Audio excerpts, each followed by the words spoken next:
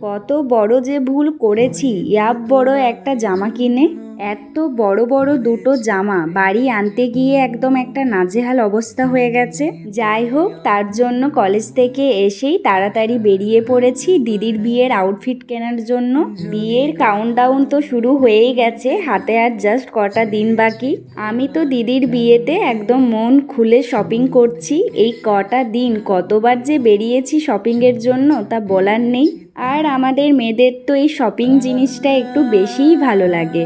আজও আমরা শপিং করতে বড় বাজার যাচ্ছি। আগের দিন লেহেঙ্গাটা যেই স্টোর থেকে কিনেছিলাম সেখানেই যাচ্ছি।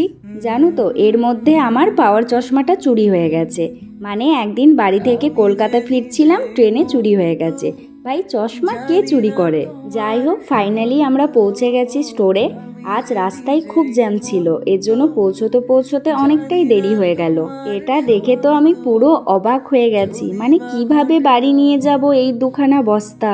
স্টোরে নাকি এত বড় ব্যাগ ছিল না, তাই ক্যারির মধ্যেই দিয়ে দিয়েছে। দিদির অবশ্য বিয়ের পুরো শপিংটাই হয়ে গেছে, মা করে দিয়েছে। শুধুমাত্র এই ভেলটাই বাকি ছিল, সেটাই দেখছি। আমার তো এক দেখাতেই পছন্দ হয়ে গেছে।